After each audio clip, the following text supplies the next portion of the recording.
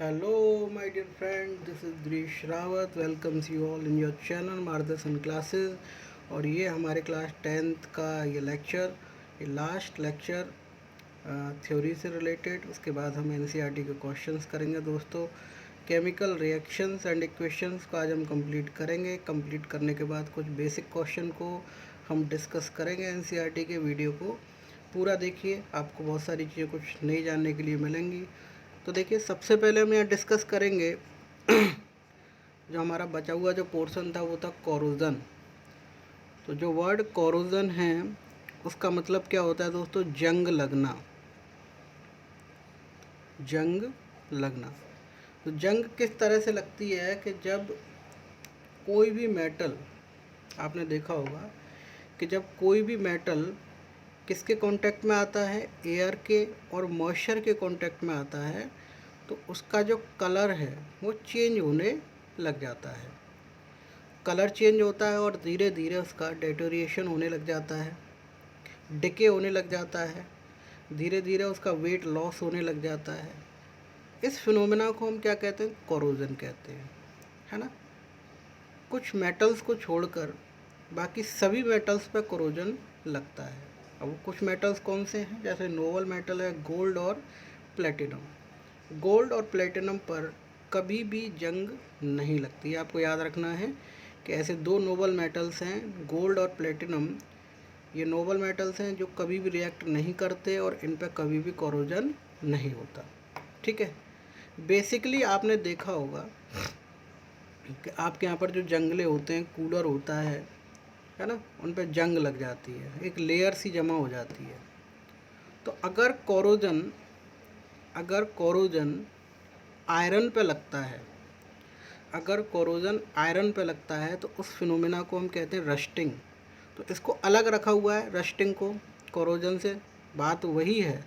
लेकिन देखिए, इनमें डिफरेंस ये है कि जनरली जो आपने जंग लगती हुई देखी होगी वो आयरन पे ही लगती हुई देखी है, इसीलिए रस्टिंग कहा जाता है। इसको अलग रख दिया है इससे। ठीक है। कोरोजन का मतलब ये है आयरन को छोड़कर अगर किसी भी मेटल पर जंग लग रही है तो वो कोरोड हो रहा है। ठीक है ना। और अगर सिर्फ आयरन पे लग रही है तो उसको कहेंगे हम रस्टिंग हो रही है। अब ये इम्पोर्टेंट यहाँ से एक क्वेश्चन बनता है कि बताइए रस्ट का फॉर्मूला क्या होता है ना। तो रस्ट का फॉर्मूला होता है, देखिए, Fe2O3 और XH2। ठीक है। Fe यानी आयरन, और ऑक्सीजन और वाटर की ये क्या हो गई, यहाँ पर इसके ऊपर एक लेयर जमा हो गई। आयरन के ऊपर ऑक्सीजन और वाटर की लेयर डिपॉजिट हो जाना। क्लियर हो गया होगा आपको। उसके बाद हम बात करेंगे रेंसिडिटी के बारे में, है ना। रेंसिडिटी है क्या?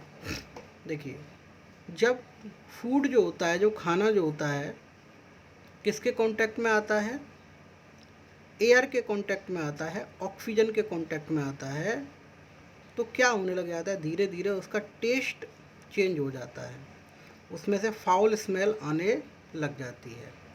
क्या होता है? ऑक्सीडेशन ऑफ फूड होता है वहाँ पर, ऑक्सीडेशन ऑफ फूड। इससे क्या होता है ऑक्सीडेशन ऑफ फूड से? कि देखिए, ये फूड जो है वो ऑक्सीजन के कांटेक्ट में आता है, और जो ऑक्सीजन जो होती है उसके पास क्या होते हैं? बैक्टीरिया होते हैं। तो जब खाना ऑक्सीजन के कांटेक्ट में आएगा तो इसमें बैक्टीरियल ग्रोथ होगी। कौन सी ग्रोथ होगी?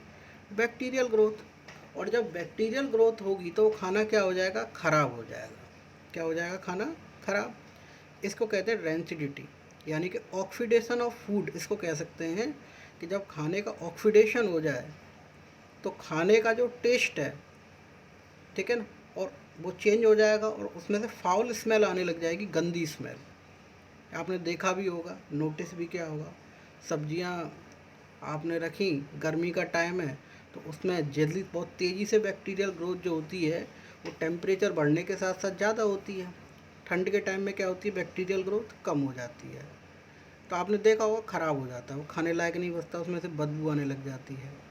आपने ये भी नोटिस किया होगा कि ये जो चिप्स के जो पैकेट होते हैं ना, चिप्स रखे जाते हैं जिनमें, उनके अंदर गैस भरी होती है। कौन सी गैस होती है? नाइट्रोजन, इनर्ट गैस है। अब क्यों भरते हैं? अगर मान लीजिए चिप्स को आप एटमॉस्फेयर के कांटेक्ट में रखेंगे तो क्या होगा? आपने देखा होगा वो सील जाते हैं, सीलन आ जाती है उनमें, है ना, वो ख़राब हो जाते हैं, उनका ऑक्सीडेशन हो जाता है, थोड़े टाइम बाद वो ख़राब होने लग जाएंगे। तो काफ़ी इंपॉर्टेंट टॉपिक है। कोरोजन भी काफ़ी इंपॉर्टेंट है, रेंसिडिटी भी काफ़ी इंपॉर्टेंट है। इसका ये रस्टिंग का जो फॉर्मूला है दोस्तों, ये भी कई बार बोर्ड में पूछने के लिए आ जाता है, तो इसलिए आप इस पर फोकस कीजिए। ठीक है, अब हम बात करेंगे एक एक करके एनसीईआरटी के क्वेश्चंस पे। ठीक है, इनको देखें ज़रा, एनसीईआरटी के क्वेश्चंस पे आप फोकस करें। पहला क्वेश्चन है कि why should a magnesium ribbon be cleaned before burning in air. Air में जलाने से पहले मैग्नीशियम रिबन को क्लीन क्यों किया जाता है ना। मैग्नीशियम रिबन आप जानते हैं। देखिए, मैग्नीशियम क्या है, एक हाईली रिएक्टिव मेटल है, और ये किसको अट्रैक्ट करता है, इसके ऊपर ऑक्सीजन की एक लेयर जमा हो जाती है ना। किसकी लेयर जमा हो जाती है इसके ऊपर, ऑक्सीजन की। जब मैग्नीशियम ऑक्सीजन के कांटेक्ट में आता है, जैसे मान लीजिए मैग्नीशियम रेवन है, और जब ये ऑक्सीजन के कांटेक्ट में आएगा तो इसके सरफेस के चारों ओर किसकी लेयर जमा हो जाएगी, ऑक्सीजन की। अब ये जो ऑक्सीजन की जो लेयर है, इसको जलने से रोकती है, बर्न होने से क्या करती है, रोकती है। तो इसलिए इसको साफ़ करना ज़रूरी है। इसको जब हम क्लीन कर देंगे, इस लेयर को, ऑक्साइड की लेयर को, तो ईजिली आप इस मैग्नीशियम रिबन को क्या कर पाएंगे, बर्न कर पाएंगे। क्लियर हो गया होगा, आसान है। अच्छा, इंपॉर्टेंट क्वेश्चन है। दूसरा क्वेश्चन है, right the balance equation for the following, hydrogen और क्लोरीन। बहुत ईजी है, बैलेंसिंग मैंने आपको सिखाई हुई है, अगर नहीं आती तो आप वीडियोज़ में देखिए। ठीक है, वीडियोज़ में आपको क्लियर हो जाएगी, जो प्रीवियस वीडियो हैं वहाँ से आपको ये सारी चीज़ें क्लियर होंगी। तो hydrogen plus chlorine, hydrogen chloride बना रहा है, तो यहाँ पर ये देखिए हाइड्रोजन और क्लोरीन। हाइड्रोजन किस फॉर्म में पाया जाता है, H2। क्लोरीन किस फॉर्म में पाया जाता है, Cl2। क्या बनाएगा, HCl। इसको बैलेंस कर दीजिए। उसके बाद देखिए बेरियम क्लोराइड, तो बेरियम मतलब Ba, और क्लोराइड मतलब Cl2, BaCl2। उसके बाद देखिए एल्यूमिनियम सल्फेट, है ना, एल्यूमिनियम सल्फेट। इसको देखें ज़रा कि जो एल्यूमिनियम है उसके ऊपर चार्ज कितना होता है, +3 चार्ज होता है। कितना चार्ज होता है, +3। कैसे पता चला हमें कि एल्यूमिनियम के ऊपर +3 चार्ज होता है, ये फार्मूला मेकिंग के लिए मैं आपके लिए अलग से वीडियो बनाऊंगा, थोड़ा समझ लीजिए यहाँ पर कि देखिए एल्यूमिनियम का एटॉमिक नंबर होता है 13283। तो इसके ऊपर कितना चार्ज है, यहाँ पर देखें +3 चार्ज है। तो इसको अपने आप को सेटिस्फाई करने के लिए -3 की ज़रूरत पड़ेगी।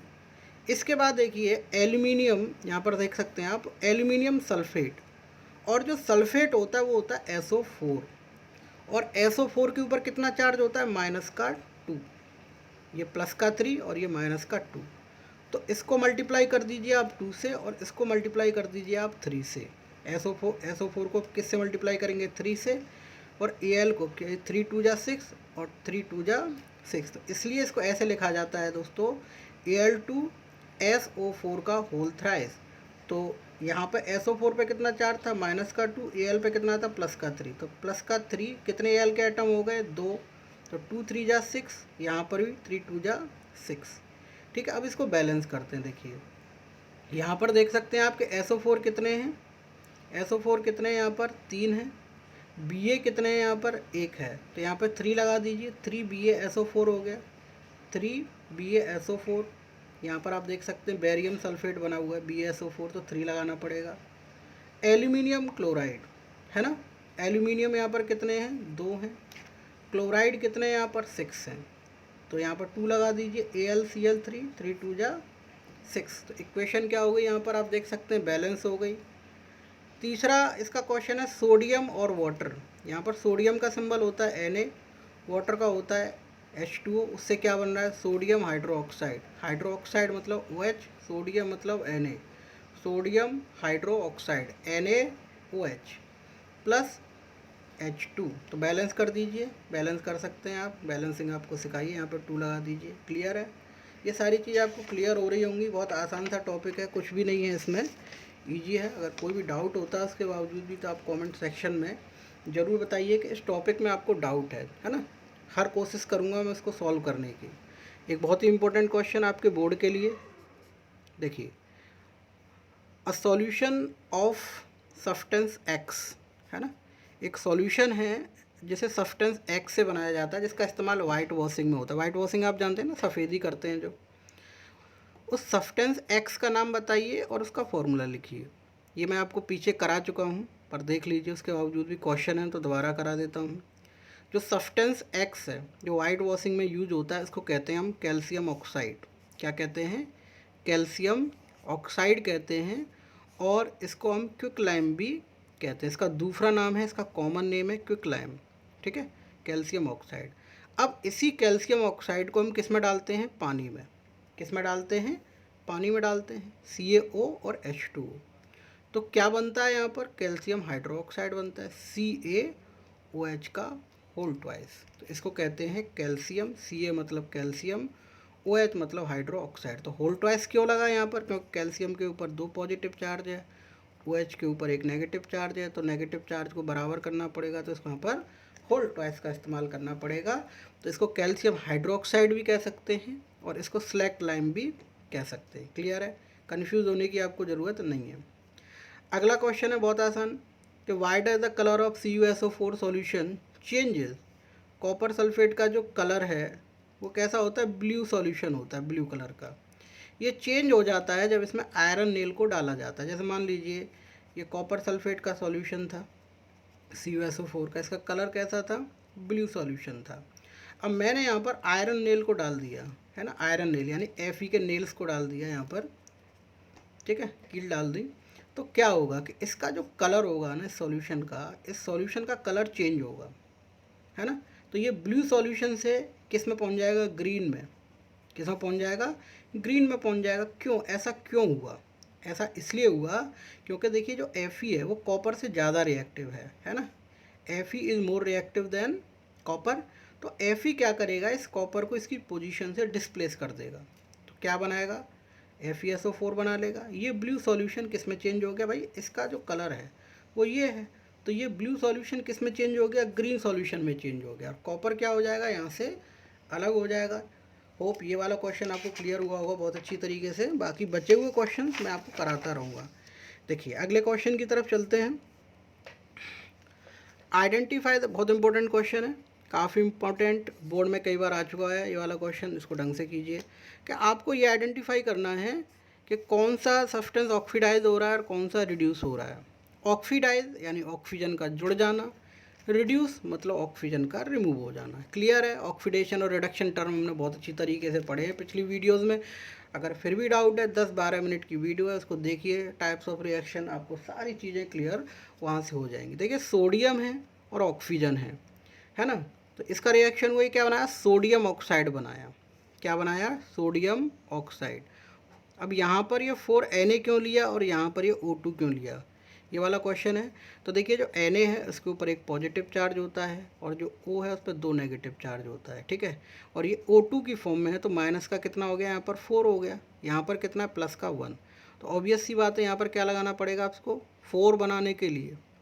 भाई माइनस का 4 है तो प्लस का 4 बनाना पड़ेगा, तो 4 लगा दिया यहाँ पर। तो 4Na + O2, ये क्या है? इसमें से कॉमन देखिए, दोनों में से क्या चीज़ कॉमन आ रही है?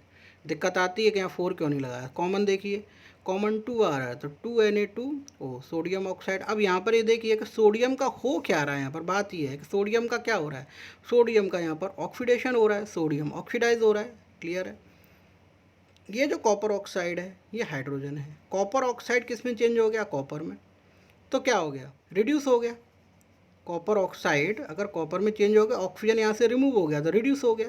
अब हाइड्रोजन में ऑक्सीजन जुड़ गया तो ये ऑक्सीडाइज हो गया। क्लियर हो गया होगा? ईजी है। चलिए इसके बाद देखें कि इनमें से कौन सा स्टेटमेंट करेक्ट है। PbO+C, ये आपका लेड ऑक्साइड है, ये कार्बन है, ये लेड है और ये CO2 है। इस रिएक्शन में आपको क्या पता चल रहा है कि lead is getting reduce. Lead जो है वो रिड्यूस हो रहा है। सही बात है। लेड ऑक्साइड से किस में चेंज हो गया? ये लेड ऑक्साइड से लेड में। तो क्या हो गया? यहाँ पे रिडक्शन हो गया ना, ऑक्सीजन रिमूव हो गया। और जो कार्बन डाइऑक्साइड है, वो क्या हो रहा है? यहाँ पर ऑक्सीडाइज हो रहा है। कार्बन डाइऑक्साइड क्या हो रहा है? ऑक्सीडाइज हो रहा है। तो देखिए यहाँ पर ऑप्शन दे रखे हैं, लेड इज गेटिंग रिड्यूस, बिल्कुल सही बात है। Carbon dioxide is getting oxidise, बिल्कुल सही बात है। कार्बन इज गेटिंग ऑक्सीडाइज, नहीं। कार्बन कहाँ ऑक्सीडाइज हो रहा है? है ना, कहीं नहीं हो रहा। Lead oxide is getting reduce, नहीं तो ये तो लेड ऑक्साइड ही है। क्लियर है।